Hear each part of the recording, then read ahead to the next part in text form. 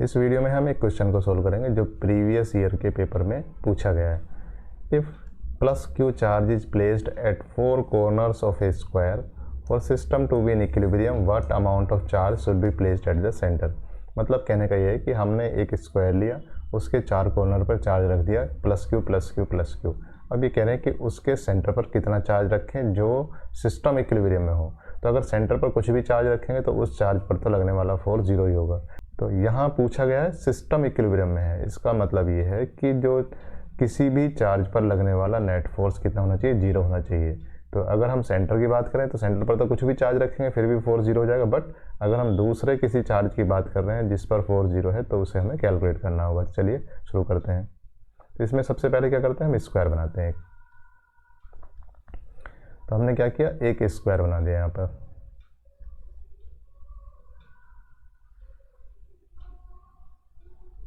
उसकी साइड रख दी हमने ए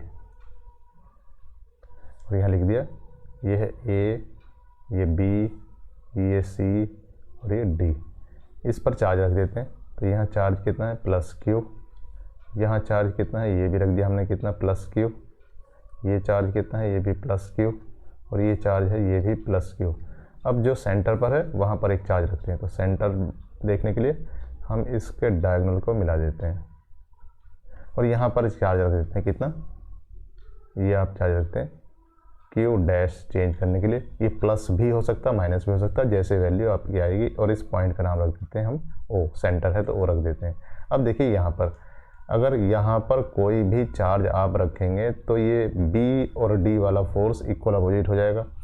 यहाँ कोई भी चार्ज रखेंगे तो सी की वजह से लगने वाला फोर्स और ए की वजह से लगने वाला फोर्स इक्वल अपोजिट हो जाएगा।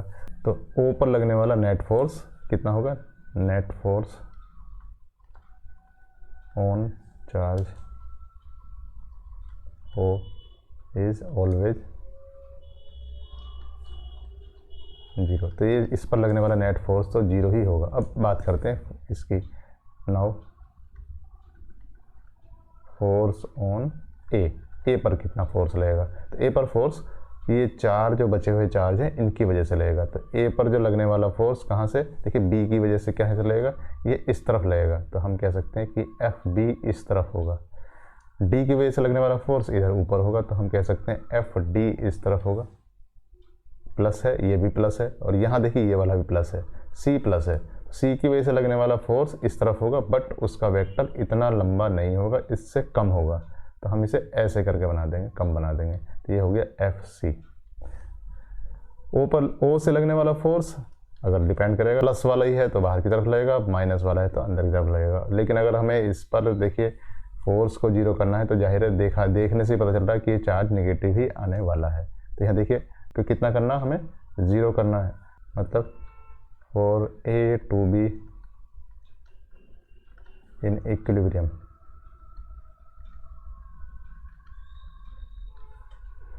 Net force on A equal to zero. Net force का मतलब vector sum of all forces. तो हम क्या करेंगे, यहाँ पर इनका वेक्टर सम कर देंगे। इस पर कौन कौन से फोर्स लगे हैं, ए पर एक लगा हुआ है एफ बी, दूसरा फोर्स कौन सा लगा हुआ है, लगा हुआ है एफ सी, तीसरा फोर्स कौन सा लगा हुआ है एफ डी, और चौथा फोर्स जो हमने नहीं बनाया हुआ वो क्या है, एफ ओ इक्वल टू कितना होगा, ज़ीरो होगा। बट ये सारे वेक्टर हैं और ये सम नहीं होगा, ये एक्चुअली क्या होगा, वेक्टर सम होगा। अब देखिए क्या करना है। अब यहाँ पर ये फोर्स एक डायरेक्शन पे है नहीं, तो हमें क्या करना पड़ेगा, इनके कंपोनेंट निकालने पड़ेंगे। कंपोनेंट हम दो तरीके से निकाल सकते हैं, ये हॉरिजॉन्टल वर्टिकल कर लें या हम एक्सिस को ऐसे ले लें। तो एक्सिस को इसमें ऐसे मान लेते हैं, इसमें एक्स एक्सिस वाई एक्सिस ऐसे कह देते हैं आप। तो ये इस तरीके से देखिए। तो यहाँ एफ बी कितना हो जाएगा, तो ये इक्वल टू हो जाएगा एफ बी जो वेक्टर है ये हो जाएगा F B cos 45 I cap. ये एक्चुअली क्या होगा, नीचे की तरफ आएगा देखिए। तो ये हो जाएगा F B sine 45 J cap. ये कह सकते हैं F B by root two I cap minus F B by root two J cap. ऐसे ही एफ सी देखिए इसी तरफ है, तो इसका मतलब इसका सिर्फ एक्स कंपोनेंट ही होगा। तो ये कितना हो जाएगा, ये हो जाएगा एफ सी आई कैप। ऐसे ही एफ डी एफ डी देखें कितना होगा, एफ डी इस तरफ है तो इसका एक कंपोनेंट ये होगा, एक कंपोनेंट इस तरफ आएगा तो एक प्लस आई आएगा, प्लस जे आएगा, तो ये हो जाएगा F D cos 45 I cap plus F D sine 45 J cap. मतलब इसे मैं कह सकता हूँ कितना हो जाएगा, ये हो जाएगा वेक्टर हो जाएगा equal to F D upon root two I cap plus F D upon root two J cap. अब बात है कि F B F C F D कितने होंगे, तो देखिए यहाँ पर, यहाँ इसे मैं लिख देता हूँ कि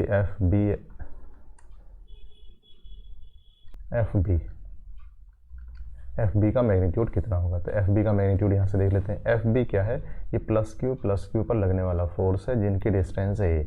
एफ सी क्या है, प्लस क्यू पर लगने वाला फोर्स है जिनकी डिस्टेंस है ए रूट टू। एफ डी क्या है, प्लस क्यू पर लगने वाला फोर्स जिनकी डिस्टेंस है ए। तो इसी डेफिनेशन से यहाँ लिख देते हैं। तो एफ बी कितना हुआ, ये हुआ 1/4 pi epsilon naught Q square upon A square. ऐसे ही एफ सी कितना हुआ, ये हुआ 1/4 pi epsilon naught Q square upon A root two का स्क्वायर, या इसे मैं कह देता हूँ 1/4 पाई एप्सिलॉन नॉट कितना हो जाएगा, ये हो जाएगा Q square upon 2a square. F D कितना हुआ, ये हो जाएगा कितना 1/4 pi epsilon naught Q square upon A square. अब इससे क्या करेंगे हम, इसमें यहाँ रख देंगे। तो ये F B F C F D इसमें रखेंगे और फिर F B F C D की वैल्यू यहाँ रख देते हैं। तो एक्चुअली है क्या, एफ बी कितना था आपका, ये था F B upon root two I cap minus F B upon root two J cap. F C कितना था, ये था F C I cap plus F D upon root two I cap plus F D upon root two J cap plus F O vector equal to 0। अब इनकी value रख देते हैं तीनों की। एफ बी ये है, देखिए तो ये कितना हुआ, ये हुआ 1/4 pi epsilon naught Q square upon A square 1/रूट I cap minus 1/4 pi epsilon naught Q square upon A square 1/रूट J cap plus F C 1/4 pi epsilon naught Q square upon 2a square I cap plus F D देखिए कितना है 1/4 pi epsilon naught Q square upon A square into 1/रूट I cap plus 1/4 pi epsilon naught Q square upon A square 1/रूट J cap plus F O vector equal to 0। अब देखिए यहाँ पर ये जो क्वांटिटी है जे के साथ जुड़ी हुई है और ये क्वांटिटी जे के साथ जुड़ी हुई है, ये बराबरी है, तो ये क्वांटिटी इसके बराबर होगी। इसके अलावा जो एफ ओ है ये वेक्टर ये है और ये बाकी सारे कंपोनेंट में आई कैप ही आया हुआ है। और ये हम कह सकते हैं कि बाकी सारे कंपोनेंट में कितना है, ये 1/4 पाई एप्सिलॉन नॉट भी है। तो हम जितनी क्वांटिटी हो सकती है उतना कॉमन ले लेते हैं एक बार पहले।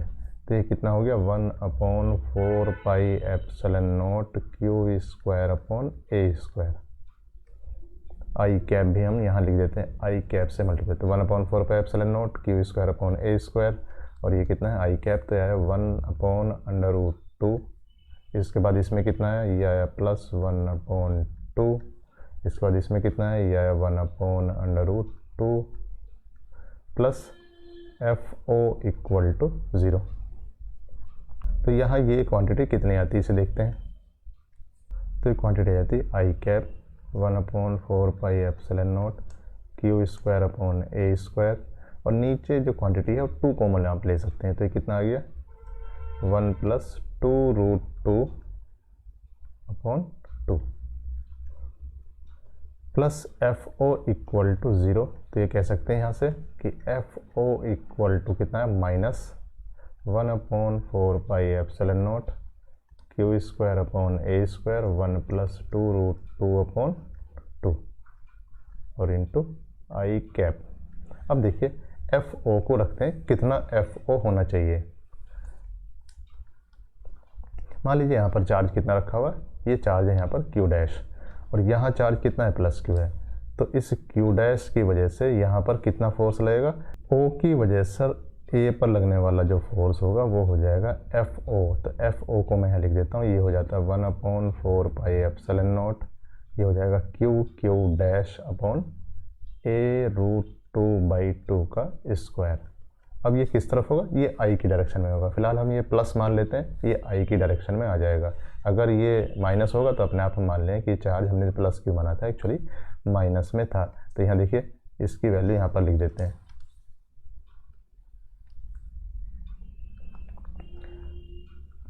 एफ ओ की वैल्यू यहाँ लिख देते हैं। तो एफ ओ कितना था, ये था 1/4 pi epsilon naught Q dash a√2/2 का square equal to -1/4 pi epsilon naught Q square upon A square, ये हो जाएगा 1 + 2√2/2 आई कैप। और यहाँ भी आपका कितना था, ये आई कैप ही था। इसे सीधा ले आते हैं यहाँ पर, तो ये कितना हो जाएगा। अब देखिए ये कितना हो जाएगा, पहले इसे खोल लेते हैं एक बार। तो 1/4 pi epsilon naught Q dash, तो नीचे जो डिनोमिनेटर है इसका स्क्वायर हो जाएगा 2a स्क्वायर अपॉन ये कितना हो जाएगा, यहाँ आ जाएगा 4, ये I cap equal to -1/4 pi epsilon naught Q square upon A square 1 + 2√2/2 I cap. अब देखिए यहाँ पर आई कैप तो आई कैप कैंसिल हो गया, 1/4 पाई एप्सिलॉन नॉट इससे कैंसिल हो गया, क्यू से एक पावर कैंसिल हुई, ए स्क्वायर से ए स्क्वायर कैंसिल हुआ, 2 2 जा ये 4 हो गया। तो यहाँ क्या बचा, यहाँ देखिए बचा है क्यू डैश इक्वल टू, ये 2 है यहाँ पर, तो ये हो जाएगा माइनस क्यू 1 + 2√2/2 और एक 2 और है यहाँ पर, ये इधर से आया हुआ है। तो इसका मतलब इसे दोबारा से लिख देते हैं। तो यहाँ क्यू डैश हो जाता है कितना, Q dash equal to -q/4 1 + 2√2। तो ये हमारा क्यू डैश की वैल्यू जाती है। इसका कहने का मतलब ये है कि हमारे पास जो चार्ज हमने सेंटर पर रखा था वो एक्चुअली नेगेटिव चार्ज था, और उसकी वैल्यू कॉर्नर पर रखे चार्ज की वैल्यू के टर्म्स में आ जाती है। अगर हम इतना चार्ज रख देंगे तो ए पर लगने वाला नेट फोर्स 0 होगा। ऐसी चूँकि सिमेट्री है तो हम ये कह सकते हैं कि बी पर लगने वाला फोर्स भी 0 होगा, सी पर लगने वाला फोर्स भी 0 होगा, डी पर लगने वाला फोर्स भी 0 होगा। तो हम कह सकते हैं कि पूरे का पूरा सिस्टम इक्विलिब्रियम में होगा। Thank you.